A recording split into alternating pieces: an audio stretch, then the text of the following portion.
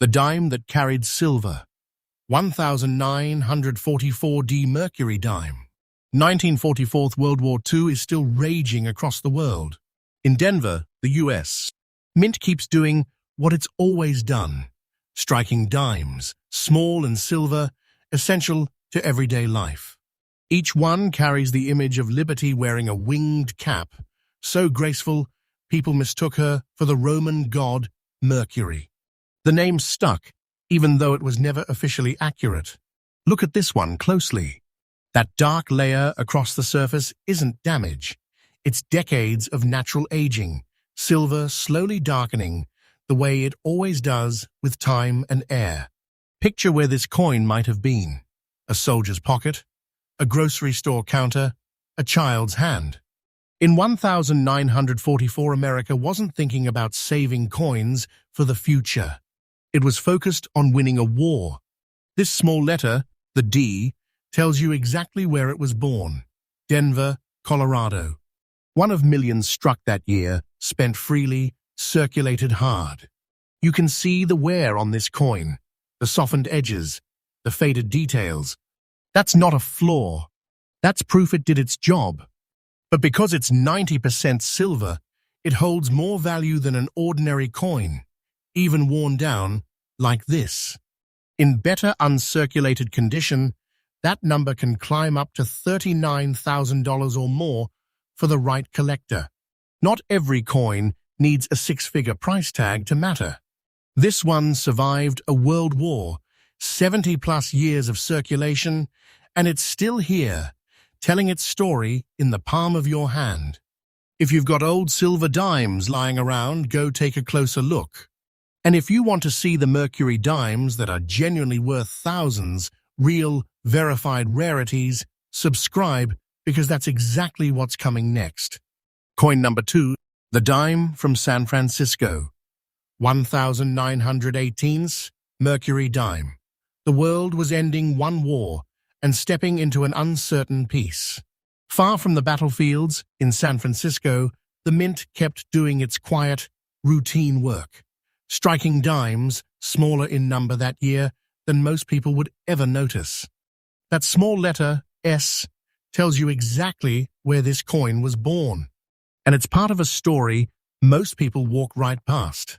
By 1918, the Mercury dime had already become one of the most recognized coins in America.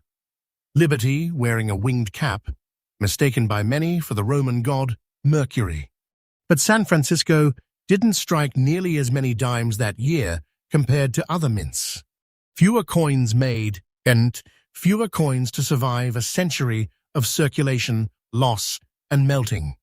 Look closely at this one. Across its surface, small raised marks, the kind of detail that makes a collector pause. Every dent, every line on an old coin like this tells you something about where it's been, how it was handled, how it survived. This coin is 90% silver, meaning it's never just worth its face value.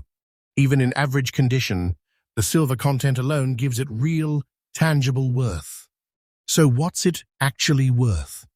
In circulated condition, worn but intact. A coin like this typically sells for $106,000 to $108,000. But in higher grades, with sharp strike and well-preserved details, this coin proves something important. Rarity isn't always about a dramatic mint error. Sometimes it's simply about how few good examples survived 100 years of time. If you've got old silver dimes in a drawer somewhere, go take a closer look at the mint marks and condition. And if you want to see Mercury dimes that are genuinely worth thousands, verified, real rarities, subscribe, because that's exactly what's coming next. Coin number 3, 1925. No war, no crisis, just an ordinary year in an ordinary decade. In Philadelphia, the Mint struck dimes the way it always did, without ceremony, without anyone imagining that a century later, someone would be holding one up to the light, wondering about its story.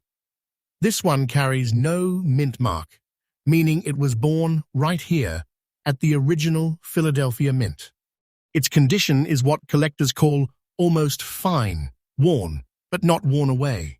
Enough detail survives to still read the story it's trying to tell. For 100 years, this small silver coin has done exactly what it was made to do, pass from hand to hand. Buy small things, sit forgotten in drawers and jars, then get rediscovered again and again.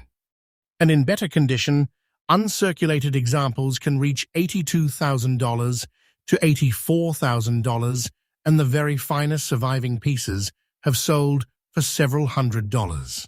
Sometimes, that's worth more than any price tag could ever say. Coin 4, 1927. Nearly a decade after the Great War ended, America was in the middle of a decade people would later call roaring. In San Francisco, the mint kept striking dimes, and small, silver, unremarkable at the time. This one hasn't been touched in a long time. Dirt clings to both sides, front and back, the kind of grime that only builds up after decades of sitting forgotten, untouched, unnoticed. And here's something important. The dirt should stay exactly where it is. Cleaning a coin like this, no matter how tempting, can strip away microscopic detail and actually lower its value. Collectors want the coin exactly as time left it. Underneath that layer of grime is a coin that's 90% silver, carrying real weight in both history and material. San Francisco's 1927 production wasn't massive, which means well-preserved examples are harder to find today than people expect. In this dirty, circulated condition, a coin like this typically sells for $53,000 to $52,000 if it were carefully, professionally cleaned by an expert not at home. And it turned out to be in better shape underneath. That value could climb into the hundreds, even over $60,000 for an exceptional example. Sometimes the most valuable thing about an old coin isn't what's visible right away. It's what's waiting quietly underneath, exactly where it's been for almost 100 years.